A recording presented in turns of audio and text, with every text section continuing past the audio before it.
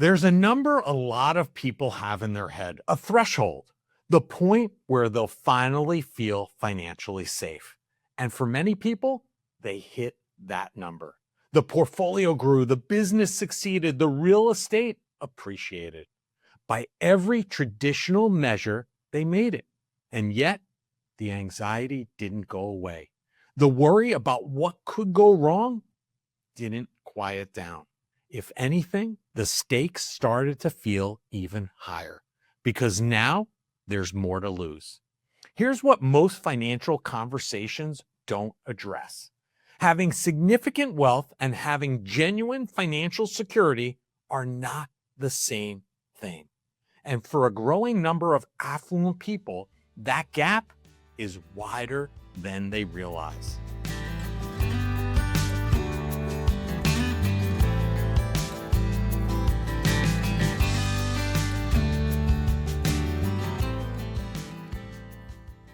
Hi, I'm Larry Sprung with Midland Financial, and I work with a lot of people who on paper look like they have everything figured out.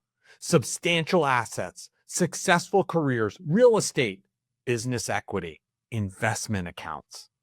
And many of them will tell you quietly that they don't feel as secure as they expected to feel. That's not a personal failure. It's actually a very common experience, and it points to something important about how wealth is built versus how security is built, because those are two very different things and they require two different conversations. Today, we're covering three things: the real difference between being rich and being financially secure, and why that distinction matters more now than ever. The specific risks that quietly threaten affluent households, even when the numbers look strong, and what genuine financial security actually looks like in today's environment, and how to build toward it intentionally. And somewhere along the way, I'll share a story that I think will feel familiar to more people than you might expect. Number one, the differences between being rich and being secure. Wealth is a number. Security is a feeling backed by structure. And the reason so many high net worth individuals don't feel secure is because they've accumulated one without fully building the other.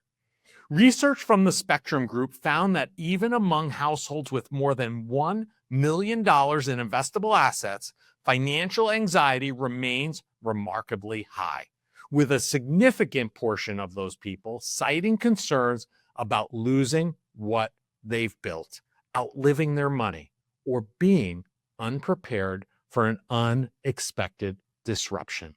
Think about what that means. These aren't people who haven't saved. They aren't people who haven't earned.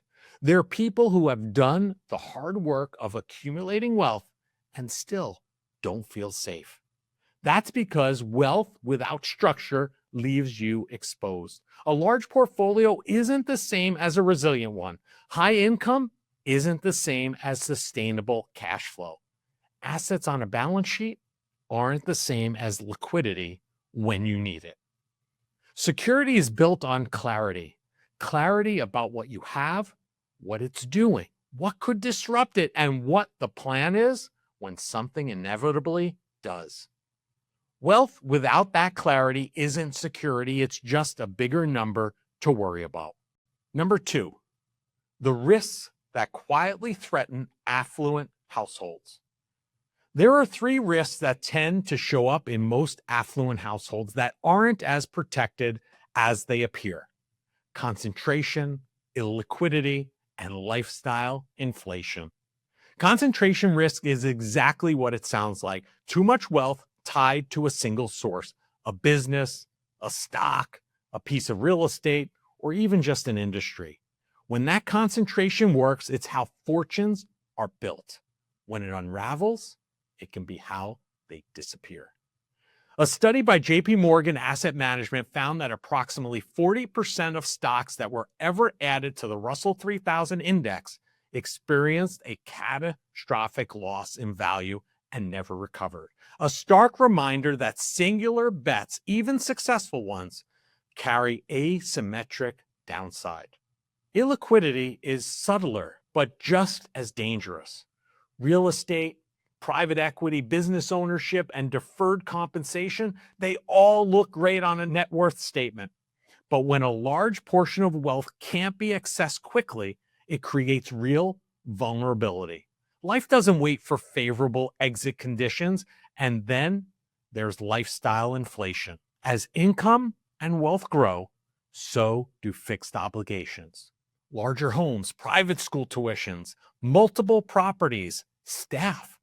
These aren't extravagances to most people at this level, they're just life. But they quietly raise the floor on what financial security actually requires, often without anyone recalculating whether the underlying plan still supports it.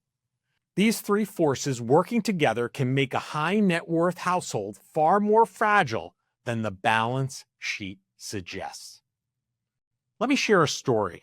Sometimes the biggest financial risk is not running out of money. Sometimes the bigger risk is using your money in a way that quietly pulls you away from the life you said you wanted. Let me tell you about an author we have the privilege of helping plan her next chapter. I'll call her Lisa to protect her privacy.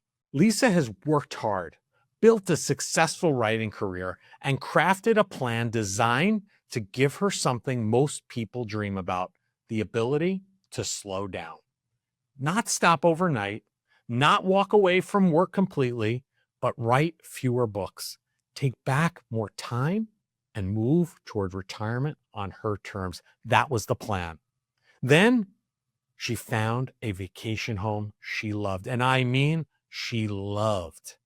Lisa could picture the mornings there, the family time, the quiet, the joy of having a place that felt like an escape. And thankfully, before she made an impulse decision to purchase the home, she called us. Now, we did not say, don't buy the house. That's not our job. At Midland, we don't want to take the joy out of money. We want to help you see the impact before you decide. So I said, let us run the numbers and come back to you. And when we ran the numbers, Lisa saw what wealth alone does not always show you. The vacation home, it was possible, but it came with a trade-off: more books and more time before she could slow down. Neither choice was wrong, but by taking the time to understand what the purchase meant, Lisa saw how it might change her ideal tomorrow, and she can make the decision with her eyes wide open. That is the difference between being able to buy something and knowing what that purchase changes. The joy of the vacation home came with a trade-off. It could affect her target date for slowing down. The real question was not, could she afford the house? The real question was, which version of joy mattered more to her? That is why financial planning is so much more than numbers on a page. When you have done well, the decisions do not always look like good versus bad. Sometimes they look like joy versus joy.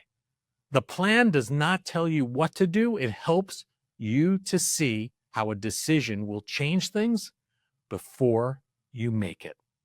Let's jump into number 3. What true financial security actually looks like today.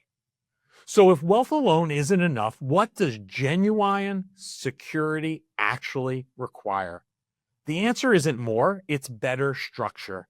Research from the CFP Board's financial planning longitudinal study found that Americans who work with CFP professionals report higher levels of financial confidence and preparedness than those who don't.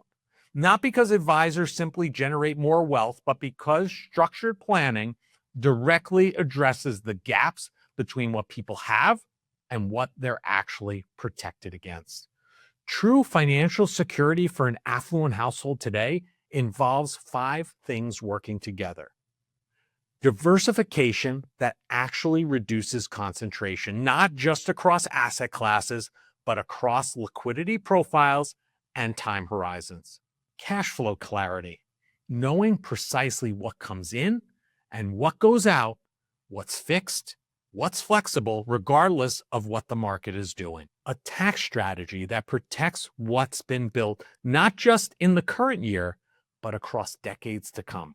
A protection layer that covers the scenarios most likely to derail even a well-constructed plan. Healthcare, disability, liabilities, or even long-term care.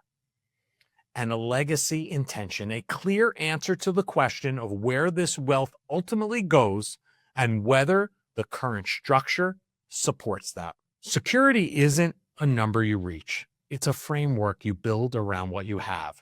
And for most high net worth households, that framework, that's the missing piece. There's nothing wrong with wanting to build significant wealth, but wealth without structure is just exposure at a higher level.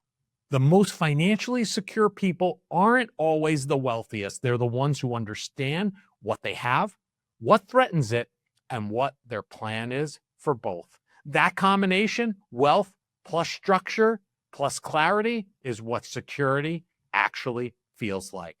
If you've worked hard, made smart decisions, and still wonder whether your financial life is as secure as it looks on paper, that instinct is worth listening to, because at this level, the risks do not always look like problems. They can build quietly, often while everything looks fine on the surface. So the question becomes, is your wealth organized around the life you want to live, the people you want to care for, and the joy you want your money to help create? At Midland Financial, we help you look beyond the balance sheet and ask the questions that matter most. What is your wealth here to do? What could get in the way? And is it still supporting the life you want to live? If that is a conversation you are ready to have, reach out to us at Midland Financial. And if this resonated with you, give the video a like and subscribe to the channel for more insights on building wealth that actually works for you.